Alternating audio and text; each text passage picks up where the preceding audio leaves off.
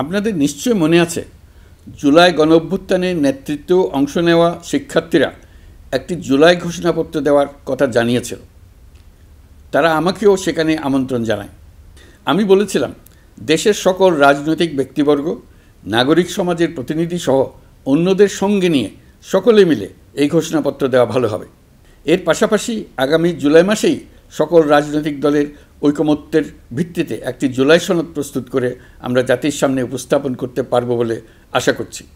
এই জুলাই সনদ হলো একটি প্রতিশ্রুতি, একটি জনকল্যাণমুখী রাষ্ট্র নির্মাণের জন্য সংস্কার কমিশন যে প্রস্তাবগুলো দিয়েছে সেগুলোর মধ্য থেকে রাজনৈতিক দলগুলো যে কয়টিতে একমত হয়েছে তার তালিকা থাকবে এই সনদে। জুলাই সনদে স্বাক্ষর করে তারা জাতির কাছে সেগুলো বাস্তবায়নের অঙ্গীকার করবে। জুলাই সনদ অনুযায়ী আশু করণীয় সংস্কার কাজগুলো আমরা বাস্তবায়ন করতে প্রতিজ্ঞাবদ্ধ। বাকি অংশের বেশ কিছু কাজও আমরা শুরু করে যেতে চাই। আশা করি অবশিষ্ট অংশ পরবর্তীতে নির্বাচিত সরকারের মাধ্যমে বাস্তবায়ন অব্যাহত থাকবে।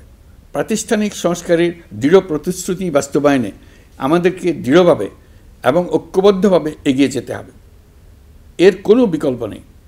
এর বাস্তবায়নের মাধ্যমে পুরো বিশ্বের কাছে দেশের নতুন ঐক্যবদ্ধ ভাবমূর্তি তুলে ধরা যাবে। বিশ্বব্যাপী সবার কাছে জাতি হিসেবে বাংলাদেশের শক্তি সম্পর্কে স্পষ্ট ধারণা তৈরি হবে। ঐকমত্য কমিশন গঠন করা আমাদের একটি দুঃসাহসিক উদ্যোগ ছিল। অন্য কোনো দেশে এমন কোনো নজির নেই। এর মাধ্যমে আমরা জাতি হিসেবে রাজনৈতিক গভীরতার সন্ধান পেয়েছি।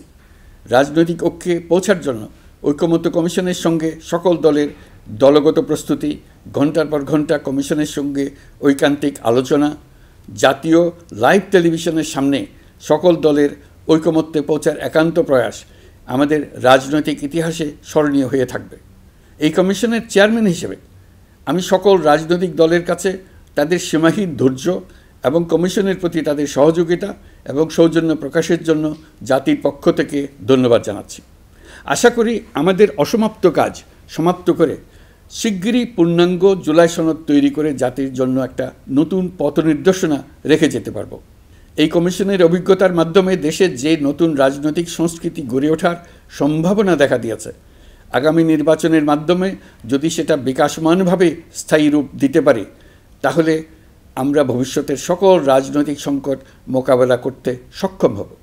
সকল প্রস্তুতি সমাপ্ত করে দেশের সকল মানুষের, কিশোর কিশোরী, তরুণ তরুণী, ছাত্রছাত্রী, কৃষক, জেলে, গৃহিণী, দিনমজুর, শ্রমিক, ব্যবসায়ী, পেশাজীবী, শিল্পী সবাই মিলে চেষ্টা করে একটা সুন্দর নিখুঁত নির্বাচন আয়োজন করে নতুন বাংলাদেশের দৃঢ় ভিত্তি রচনা করব।